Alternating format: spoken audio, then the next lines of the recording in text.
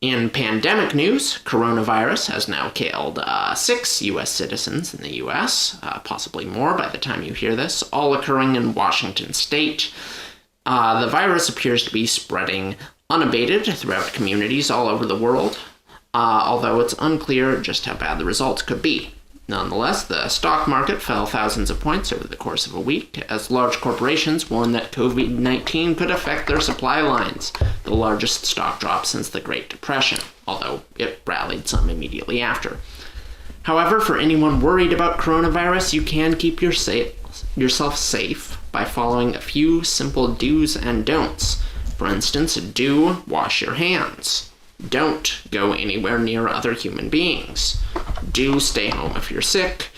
Don't pour infected blood into the municipal water supply. These are simple precautions, but they are effective. Man, Yeah, there's a lot of news about this. I'm not the first to break any of that stuff that I just said. I think everyone probably already knows, but we've got to talk about it, right? Because apocalypse. Right. Well, I'm older and have some of the health problems that go into being killed by COVID-19. Sure. So I have fear of it.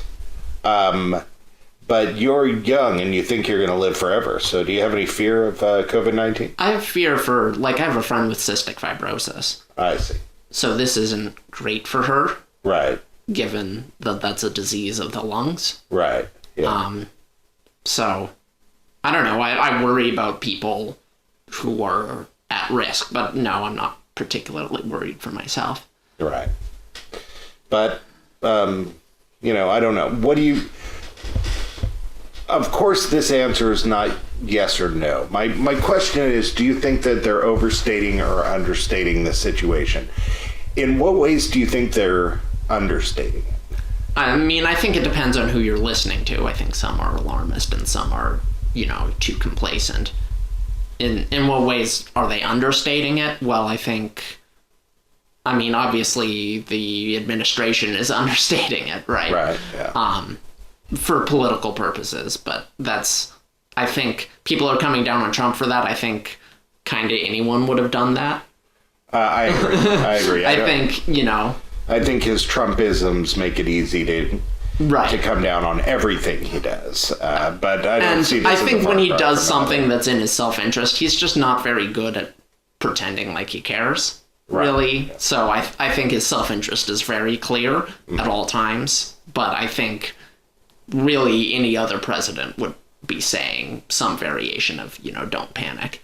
I think him shutting down 37 of the 47, pandemic prevention programs that Obama put into place is not, so great.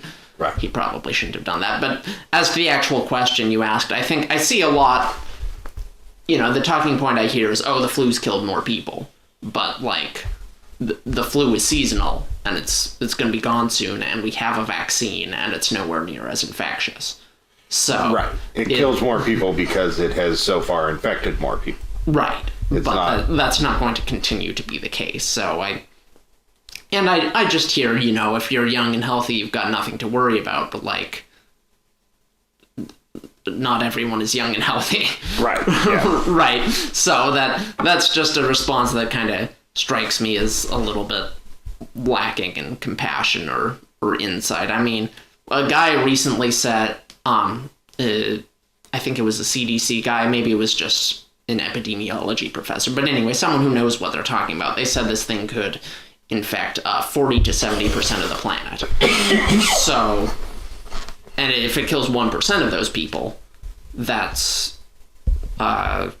I think hundreds of millions of people. Yeah, well, let's just look at the United States here alone. If it infects 50% of us, that means it'll affect somewhere in the vicinity of 175 million people. And if it kills 1%, we're looking at a lot of deaths. Yeah.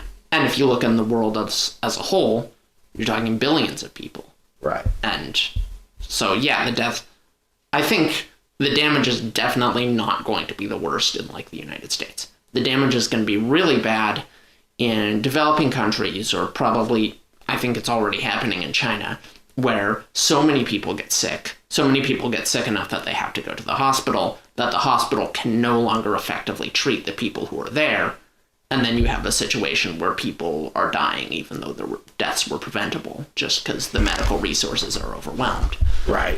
And I think that's going to be the way that most of the people who die from this do die. I think in the United States, probably it's going to sweep through a lot of nursing homes and kill people that way. And that's really sad, but it's not the same thing as what's going to happen in other countries. Which is already going on in Washington. Exactly. I mean, there are, 8 of the 9 deaths that we've had are in Washington and because of one nursing home. Exactly. Yeah. So, but it, like in other countries, what we're going to see is just all the people with risk factors just piling up inside hospitals, and it's going to be chaos. So, it's not going to kill everyone. We've done shows on pandemics. We've done shows on, how could this illness destroy civilization? It's not going to destroy civilization, but it's going to be worse than, SARS or MERS or anything like that. It's going to be more like the Spanish flu. Yeah, well, most people don't seem to, in the end, care if it destroys civilization. They were just worried if they die. I really like the internet.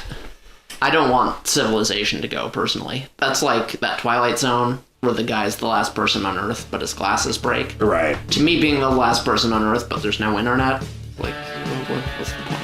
Right, yeah. Why would I go on?